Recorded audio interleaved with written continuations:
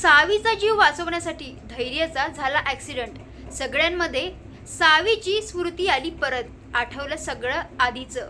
नमस्कार प्रेक्षकांनो, स्वागत आहे आपल्या या यूट्यूब चॅनलवर. तर आता इकडे धैर्य सावीकडे बघतो आणि तिथून निघून जातो. पण मात्र आता इकडे दामिनी जी असते ती आता इकडे तिला खिडकीतून बघत असते आणि आता इकडे तिचं दार लावते आणि तिथून निघून जाते. तर आता इकडे दुसरीकडे अनुराधा जी असते ती फार टेन्शनमध्ये असते. इकडे दीपा बोलत असते, देवा यांच्यावर काय वेळ आली आहे, स्वतःच्याच मुलीला मेंटल हॉस्पिटलमध्ये यांना भरती करून यावं लागलं. आता इकडे नाही ती बोलत असते. आता हे सगळं ऐकून इकडे अनुराधाला खूपच वाईट वाटत असतं, स्वतःवरच खूपच खेद वाटत असतो. आणि आता इकडे ती देवासमोर तिथे बसते आणि तिचा हात दिव्यावर ठेवते आणि बोलत असते की देवा, माझी सावी जोपर्यंत बरी होणार नाही तोपर्यंत मी अशीच राहील. ही सगळं माझी शिक्षा, मी तिला तिथे हॉस्पिटलमध्ये ॲडमिट करून आली म्हणून. आता इकडे केतन येतो आणि तिचा हात हटवतो आणि बोलतो, अगं आई तू अशी काय करतेयस. आता इकडे भाऊ सुद्धा तिला समजवण्याचा प्रयत्न करतात. पण आता इकडे अनुराधा बोलत असते, पण बिचारी माझी सावी बिचारी इतक्या दिवस किती शांत होती, पण अचानक तिला काय झालं असेल, ती इतकी का घाबरलेली असेल, ती कोणाचंच का नसेल ऐकत. आता इकडे त्यावर भाऊ सुद्धा विचार करतात की नेमकं त्या रात्री काय घडलं असेल सावीसोबत, की ती कोणाचंच ऐकत नव्हती, हे शोधून काढावंच लागेल. आता इकडे भाऊंच्या डोक्यामध्ये हा प्रश्न सतत त्यांना प्रश्न विचारत असतो. म्हणजे तिकडे हा त्यांना खूप मोठा पॉईंट वाटत असतो आणि म्हणून तिकडे ती या सगळ्याचा विचार करत असतात. आता इकडे दुसरीकडे घरी इकडे धैर्य जो असतो सावीच्या रूमच्या बाहेर उभा असतो. इकडे इरा आणि दामिनी बघत इकडे असते. इकडे इराला भीती वाटत असते, जर धैर्य आतमध्ये गेले आणि जर म्हणजे काही विचारलं तर सावीबद्दल, कारण तिचं सामान तिथे नाहीये. आता हे पाहिल्याबरोबर इकडे दामिनी तर एकदम निश्चिंतच असते. आता इकडे धैर्य मनातल्या मनात बोलत असतो की सावी, मला असं कधीच वाटलं नव्हतं की तुला माझ्यापासून दूर जावं लागेल. तू माझ्यासोबत राहावी म्हणून इतकी छान ही रूम डेकोरेट केली होती पूर्ण खेळण्यांनी, पण आता तूच नाहीये. आता मी काय करू, आतमध्ये जाऊ. आणि आता इकडे तो दार उघडतो आणि आतमध्ये जातो. आतमध्ये गेल्याबरोबर त्याला सगळं काही साफसुथरं दिसतं, तिचे एकही खेळणे दिसत नाही. आता असं पाहिल्याबरोबर इकडे या दोघी आतमध्ये येतात. त्यावर तो विचारतो, आई हे काय केलं आणि हे कोणी केलं, इथले पूर्ण खेळणे कुठे गेलेत, सावीच्या पूर्ण आठवणी कोणी संपवल्या. त्यावर आता इकडे दामिनी सगळं त्याचं ऐकते आणि बोलते की मीच केलंय हे सगळं.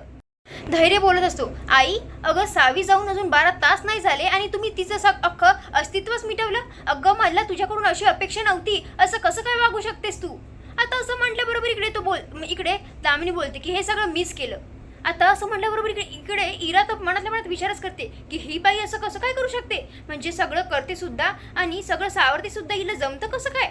आता इकडे त्यावर तो बोलतो की आई खरंच मला वाटलं नव्हतं आणि अपेक्षाही नव्हती, असं म्हणून इकडे तो जाणार तितके तिकडे दामिनी बोलते, थांब धैर्य. त्यावर आता इकडे ती बोलते, अरे पण जाणून नाही घेणार, काय कारण आहे त्याला. त्यावर आता इकडे तो बोलतो, जाणून घेऊन काय करणार मी, काय फरक पडणार आहे त्याने. त्यावर आता इकडे ती बोलते, फरक पडणार आहे. आणि असं म्हटल्याबरोबर इकडे ती सांगते, अरे मी हे सगळं साफ केलं कारण मला नाही वाटत की सावीला पुन्हा या सगळ्याची काही गरज पडेल, कारण गेल्या काही दिवसांपासून तुम्ही फक्त काही ना काही संकटात अडकत आहेत आणि या सगळ्यानंतर सावीच्या ट्रीटमेंट नंतर ती लवकरात लवकर बरी होईल. आपल्या देवाकडे आपण प्रार्थना करू की लवकरात लवकर ती बरी होईल आणि नंतर मग या सगळ्याचं कशाला तिला ताप, आणि म्हणून हे सगळं मी केलं, हे सगळं मी तिच्या भल्यासाठीच केलंय ना.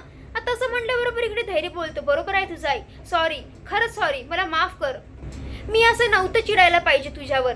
आणि खरंच आता इकडे तो असं करून इकडे माफी वगैरे मागत असतो. आता इकडे असं म्हटल्याबरोबर इकडे दामिनी बोलते की हे बघ धैर्य, मला समजतंय तुझं, म्हणजे तुझं मनात काय चालू आहे, तुझी अवस्था कळतीये बाळा, पण माफी वगैरे मागण्याची काही गरज नाहीये, फक्त इतकंच म्हणायचंय की माझ्यावर विश्वास ठेव, शंका नको. आता असं म्हटल्याबरोबर इकडे तो बोलतो की हो आई. आता इकडे त्याला सांगते की जा आराम करायला जा. आता इकडे यांच्या रूममध्ये म्हणजेच दामिनीच्या रूममध्ये विलास, भास्कर, इरा आता इकडे सगळेजण असतात.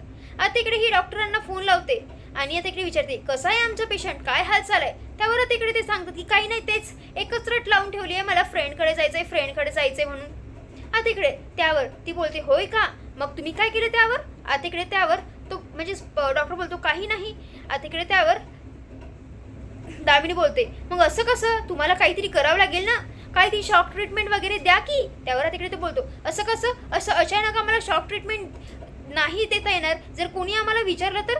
त्यावर तिकडे दामिनी लगेचच बोलते, अगं बाई हो का, असं कसं केलं आमच्या सावीने, दवाखान्यातून पळून जाण्याची तिने धाडस केली आणि तुम्ही थांबवण्याचा प्रयत्न केला, तर तुमच्या स्टाफवर तिने हल्ला करण्याचा प्रयत्न केलाय. बापरे, मग तुम्ही तिला शॉक ट्रीटमेंट द्यायलाच हवी.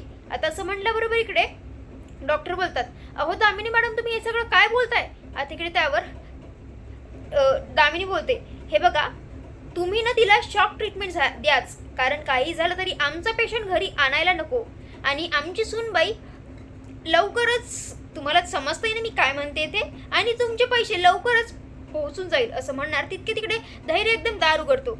आता इकडे दामिनीला फार भीती वाटत असते आणि सगळ्यांना सुद्धा, म्हणजे त्यांनी सगळं काही ऐकलंय की काय म्हणून. आता इकडे ती एकदम भीत असते. आता इकडे त्यावर ती बोलते की धैर्य, मी आता सावीच्या डॉक्टरांशी, असं म्हटल्याबरोबर एकदम धैर्य तिला हात दाखवून थांबायला लावतो, म्हणजेच चूप बसायला लावतो. आणि तिकडे तो बोलतो की आई, मी तेच बोलणार होतो की सावीचे जे डॉक्टर आहे तिथलं जे वातावरण आहे, मला ना ते काहीतरी वेगळंच वाटत होतं आणि मला वाटतंय ना की सावीला त्याच्यापेक्षा चांगल्या डॉक्टरांकडे आपण शिफ्ट करू, कारण मी जेव्हा तिथे गेलो ना, मला सगळे निगेटिव्ह वाईब्स येत होत्या, मला चांगलं नव्हतं वाटत. असं सारखं वाटतंय मनामध्ये की सावीसोबत काहीतरी वाईट घडणार आहे म्हणून. आता इकडे दामिनीला तर धक्काच बसते की असं कसं काय असू शकतं. आता इकडे सावी जी असते बिचारी, इकडे रात्र झालेली असते, सगळा अंधार असतो, ती रूममध्ये एका कोणत्यात अशी लपून बसलेली असते. आता इकडे तिच्या दारावर कुणाची तरी एका सावली दिसते, ती एक बाईच असते आणि एकदम ती केस वगैरे एकदम डोक्यावर एकदम तोंडावर घेऊन असते. आता हे सगळं बघून इकडे सावीला फार भीती वाटत असते. ती बोलत असते, फ्रेंड मला घेऊन जा ना इथून. आता इकडे धैर्याने असं म्हटल्याबरोबर इकडे दामिनी बोलते की हो, बरोबर आहे तुझं, आणि म्हणूनच तर मी तुला एक ऑलरेडी नंबर सेंड करून ठेवला आहे आणि ते खूप छान डॉक्टर आहेत, उद्या ते इथे मुंबईला येणार आहे. आता असं म्हटल्याबरोबर इकडे तो बोलतो, हो का, मग मी आता लगेचच अपॉइंटमेंट घेतो की. त्यावर आता इकडे ती बोलते, नाही धैर्य, हे बघ, आधी तू एकदम तडकाफडकी निर्णय घेऊ नको, आधी सावीची वगैरे हालत बघ, तिची काय अवस्था आहे ते बघ, आणि तू जरा डॉक्टरांना भेटून ये, तुला काय वाटतंय ते बघ, आणि नंतर सावीला घेऊन जाऊया की. त्यावर तो बोलतो, अगं आई, हे बघ, आपल्याकडे इतका वेळ नाहीये आणि मी म्हणतोय ना, मी आज रात्री फोनवरूनच अपॉइंटमेंट घेऊन ठेवतो आणि लगेचच तो धावत पळत जातो फोन लावायला. आता इकडे भास्कर विलास बोलतात, अगं आई, हे काय आहे, आणि आता इकडे दुसराच कोणता डॉक्टर उगावला मदतूनच. त्यावर आता इकडे ती बोलते, इकडे धैर्याला जर बिझी ठेवायचं असेल तर काही ना काही नवीन उपक्रम काढावेच लागेल आणि म्हणून मी हे सगळं करते. एकदा का धैर्य कोल्हापूरच्या बाहेर गेला की त्या कार्टीला माझ्यापासून कोणीच वाचू शकत नाही आणि हा अंत तिचा माझ्याच हातून होणार. आता असं म्हणल्याबरोबर इकडे हे सगळं खुश होतात. आता इकडे दुसरीकडे जसं डॉक्टरांना दामिनीने सांगितलं असतं, म्हणजेच तिने तिच्या पेशंटवर वगैरे हल्ला केलाय, तसं सगळं काही डॉक्टर आता तसंच प्लॅनिंग करतो. आणि आता इकडे तिथले जे म्हणजे तिथले जी पागल असते तिला भेवाडत असते. आता इकडे हे जे सगळं असते ते नर्सच करतात आणि इकडे सावीने काहीही नाही केलं तरी आता इकडे सगळे नर्स त्या सावीला फिट्ट धरतात. ती जोरजोरात ओरडत असते आणि बोलत असते की मला फ्रेंडकडे जायचं आहे. आता इकडे त्यावर ते नर्स वगैरे सांगतात की डॉक्टर, हिने आपल्या पेशंटवर हल्ला केलाय. असं म्हटल्याबरोबर इकडे ती बोलते की मी कुणावरही हल्ला केला नाही, ती बाईच माझ्याकडे आली होती. आता असं म्हटल्याबरोबर इकडे डॉक्टर बोलतात की लवकरात लवकर यांना शॉक ट्रीटमेंटसाठी घेऊन चला. आणि आता इकडे ते फॉर्म वगैरे भरतात आणि आता इकडे डॉक्टर बोलतात की बरोबर रिझन वगैरे मेन्शन केलंय ना, का शॉक देतोय वगैरे. त्यावरती नर्स बोलते हो, एकदम बरोबर. आता इकडे त्यावर डॉक्टर म्हणजे तिला तिथे बेडवर वगैरे झोपवतात, तिचे हात पाय पूर्ण बांधतात आणि तिच्या तोंडात रुमाल कोंबतात. आता इकडे त्यावर डॉक्टर बोलतात की चला स्टार्ट करा, 1 2 3 असंच ते म्हणतात आणि हा भाग इथे संपतो. तर प्रेक्षकांनो, आपल्याला पुढील भागात पाहायला मिळणार आहे की आता इकडे धैर्य जो असतो तो निघालेला असतो मुंबईसाठी. इकडे सावी त्या दवाखान्यातून पळून सुटलेली असते. आता एकदम धैर्यला सावी दिसते रस्त्यामध्ये. आता एकदम ती गाडी खाली एका टेम्पो खाली येणार तितक्यात धैर्य खाली उतरतो आणि एकदम तिला बोलत असतो की थांब सावी, तिथेच थांब. पण आता इकडे तिला काहीच दिसत नाही, फक्त तिला फ्रेंडच दिसत असतो. आता हे पाहून एकदम ती त्याच्याकडे धावत जाणार तितक्यात धैर्य येतो आणि तिला मागे ढकलतो आणि त्या टेम्पोचा जो असतो ठोस ते आता इकडे धैर्याला लागते आणि तो तिथे जागेवर कोसळतो. आता हे पाहिल्याबरोबर इकडे सावीला सगळं काही आठवतं, तिच्या पप्पाचा ॲक्सिडेंट वगैरे, आणि तिला सगळं काही तिची मानसिक स्थिती एकदम सुधारते आणि ती जोरात धैर्य अशी हाका मारते. तर आता प्रेक्षकांनो, या दामिनीच्या प्लॅनमुळे सावीची म्हणजे सावीची जी मानसिक स्थिती आहे ती सुधारलेली आहे, तिला सगळं काही आठवलेलं आहे. पण आता हा भाग तुम्हाला कसा वाटला नक्की कमेंट करून कळवा. धन्यवाद.